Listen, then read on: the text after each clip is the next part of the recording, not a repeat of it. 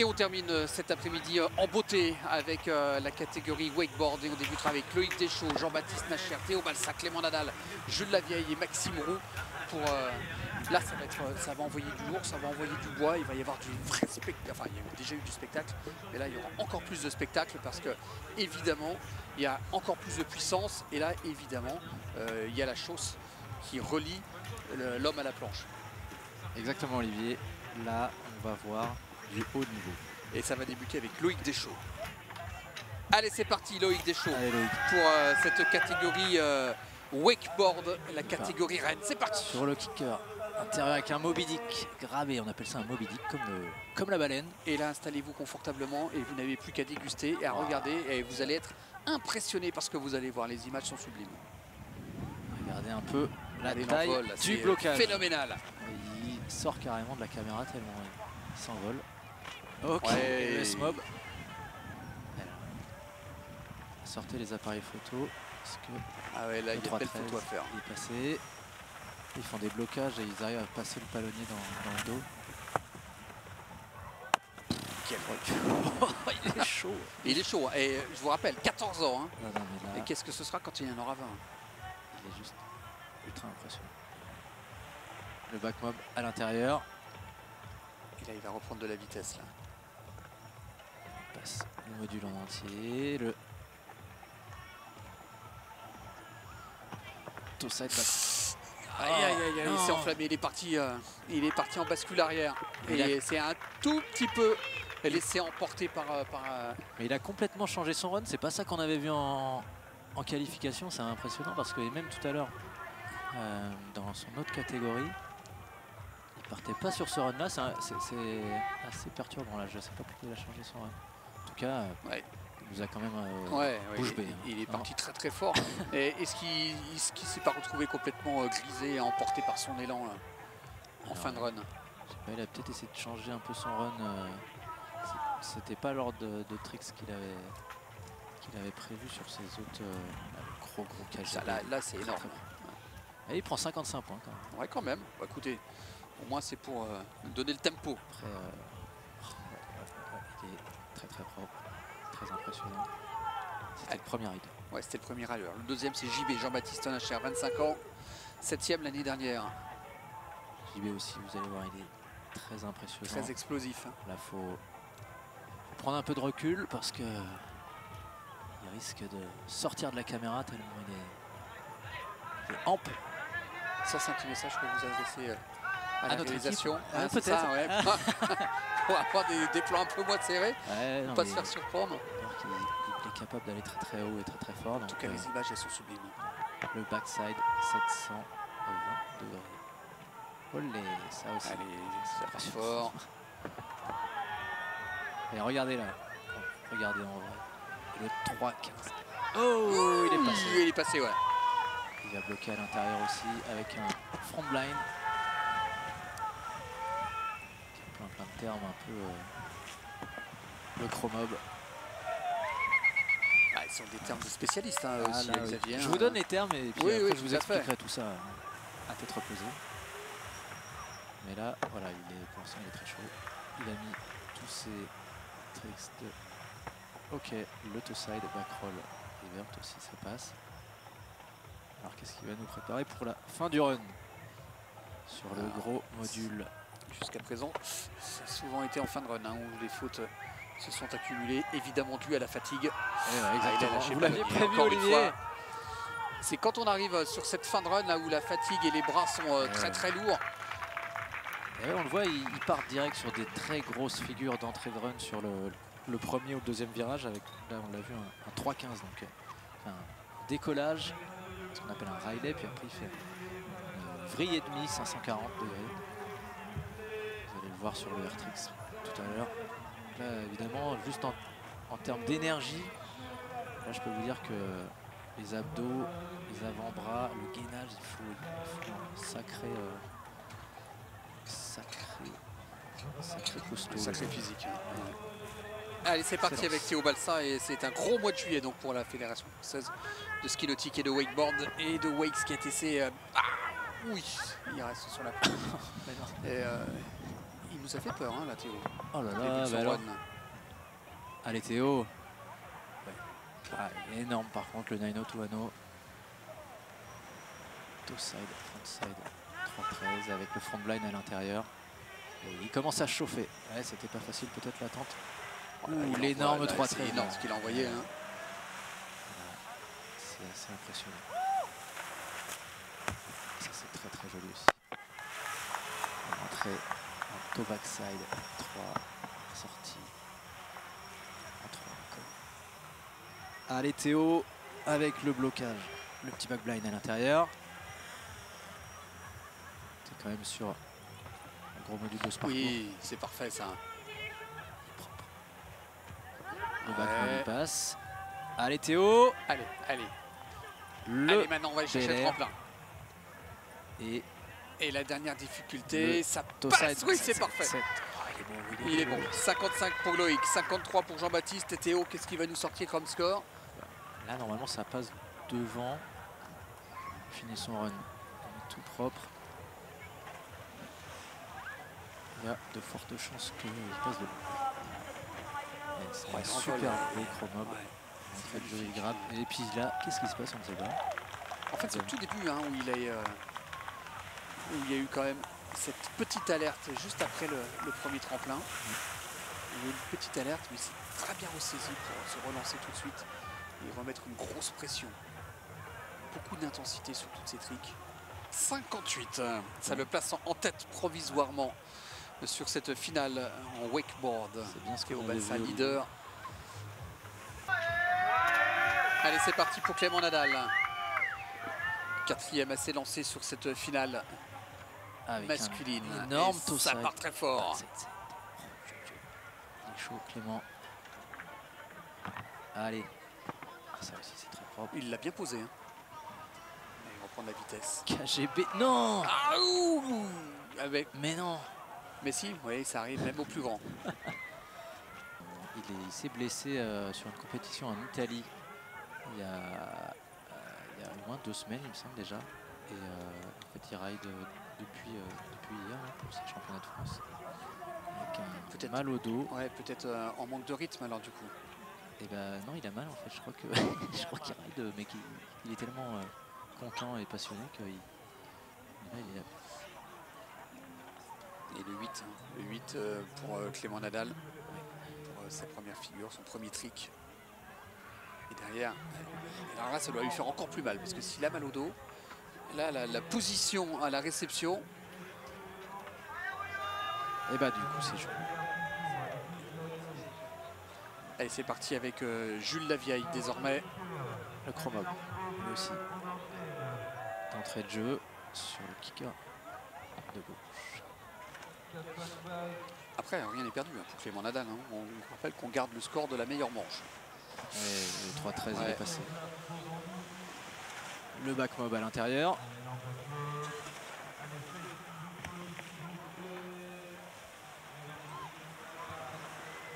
Allez, le petit back roller.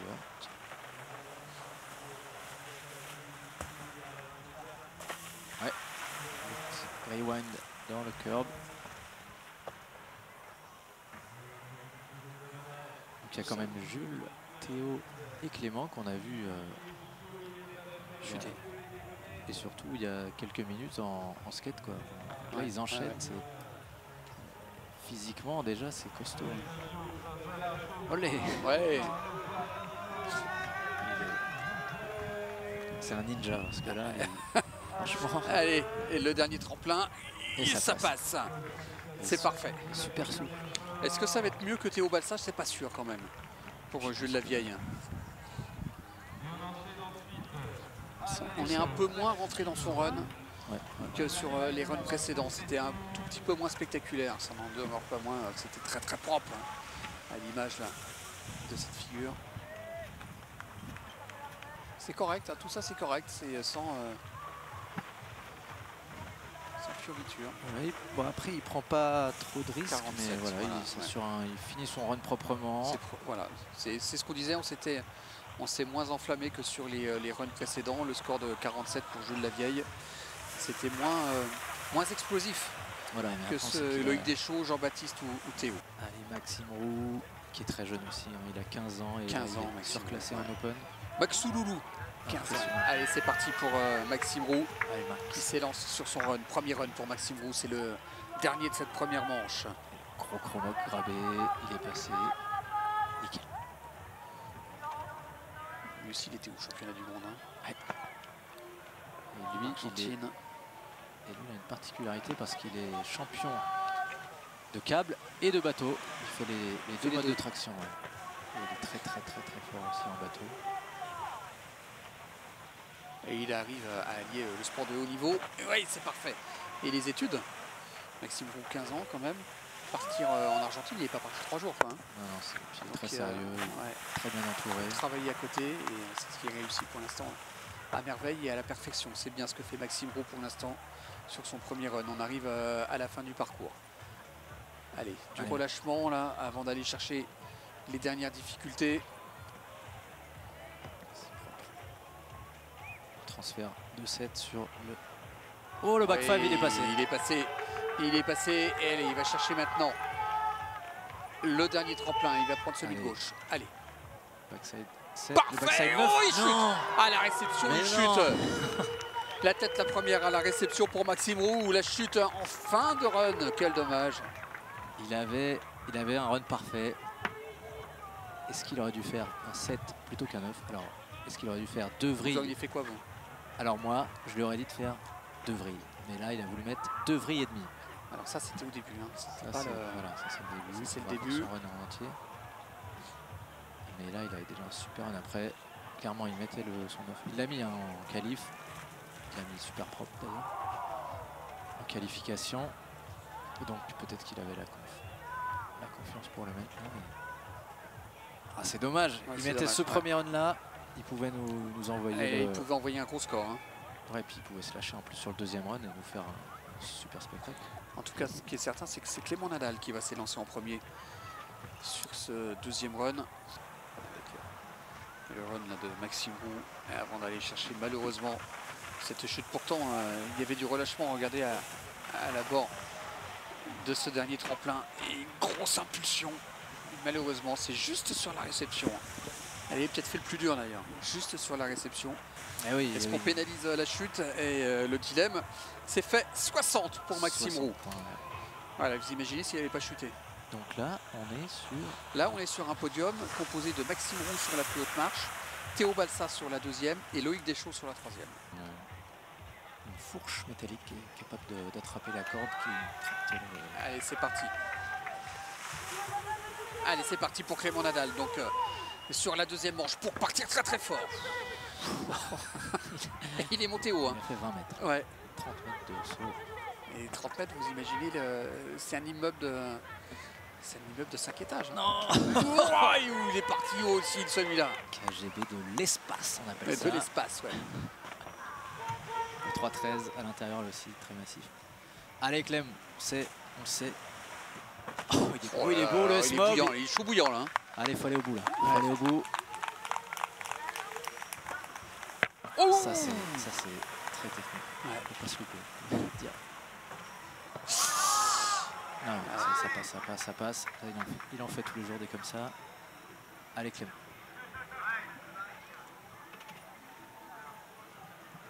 Sur le gros transfert en 6.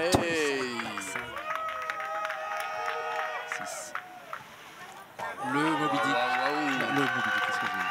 C'est un back mob 5 juste avant la poulie motrice. Allez, cette fois-ci, il va envoyer du lourd. Le Moby Dick qui passe. C'est parfait. Ah, il est beau celui-là. Super. Magnifique le run là de Clément Nadal. Et voilà, il peut enfin laisser exploser sa joie et le relâchement désormais. Il est content, mais il a mal au dos, je crois. Ça se voit un petit peu sur son visage. Hein. Il a tout le... Il est impressionnant. Il a pris une hauteur là sur ses air-tricks. Au début là, c'était exceptionnel. 20-30 mètres de hauteur, c'est incroyable. On entend des ouh dans le public à chaque fois que... J'ai l'impression qu'il était monté sur le ressort. Je rappelle le score à battre, 60, établi par Maxime Roux, qui s'était élancé en dernier sur la première manche. Et là, est allé chercher quelque chose Clément Nadal. d'énorme, hein, Clément Nadal. 64. Ça le place provisoirement en tête.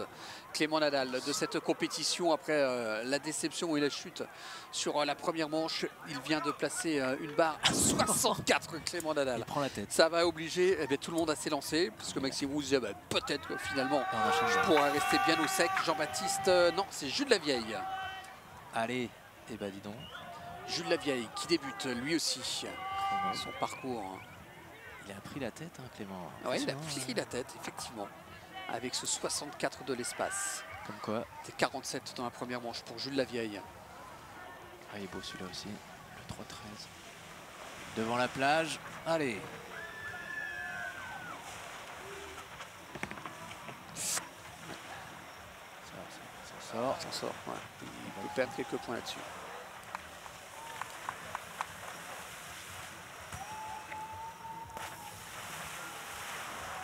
Allez Jules, en jouet crew. Pas eu beaucoup de kilomètres à faire. Non, il tombe sur la tentative de Belair dans le virage. Bon, il n'y aura pas de podium. Alors là, pour Jules Lavieille. Alors là, c'était pas prévu parce que c'est une figure. Ce serait quand même très étonnant qu'il fasse plus de 58 là sur cette partie de parcours.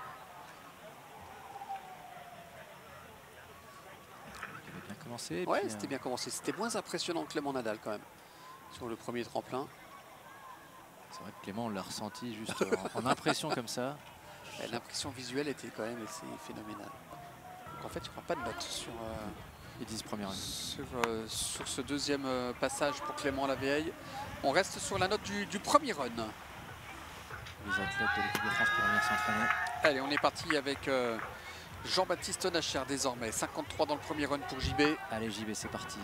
C'est parti. Le backside set. C'est très... Il est propre, il est chaud là. Ouais, il est parti. Allez JB, le 3-15. Et il a envie de faire fort.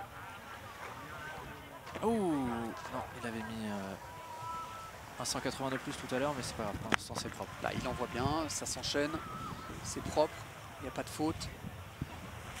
Le chromob. Et il est dans le rythme. Ouais, il est très haut le chromob, maîtrisé à la perfection. JB, on le voit, il agite les bras là. Il a un mental d'acier. Ça aussi ça passe. Le Pitrose, il est passé. Ça c'est très technique aussi. Il l'a passé juste avant la poulie. Je crois que c'est le plus âgé des riders là, sur cette fille, 25 ans. Là. Ah, ça c'est moins bien, mais il va se reprendre avec le back five. Ouais, il va se reprendre. Ça, il chute de mieux. La chute, elle est impressionnante parce qu'il a refusé de lâcher le palommier. Il se retrouve à rechuter au même endroit. Il est tombé sur le back mob. Ah, c'est dommage. C'est dommage pour JB parce que on sait qu'il a le niveau pour monter sur le podium. Peut-être à la plus haute marche. Clairement, il a le niveau en tout cas. Mais là, sans finir son run, ça va être compliqué. Ouais, ça va être compliqué de faire mieux que 58. Parce que pour l'instant, c'est Clément Nadal devant Maxime Roux et Théo Balsa. Théo Balsa, auteur d'un 58 sur la première manche. Pour Jean-Baptiste, on va garder le score du run 1, c'est-à-dire 53, donc il n'y aura pas de podium pour Jean-Baptiste Nacher. Loïc Deschaux, c'est parti. 55 dans la première manche. Allez, le mot Big D qui dépasse. Nickel. C'est classe aussi. Énorme backflip. Nose. Oui, ça envoie bien. Je sens que c'est pas ce qu'il voulait faire. Oui, mais bon, c'est passé. Hein. Il a pris de la vitesse. Petit problème au niveau de la réception là pour Loïc, mais il reste sur la planche. Non, ça va. Non, il n'a pas réussi à faire ce qu'il voulait faire. Il fait pas ce qu'il veut là.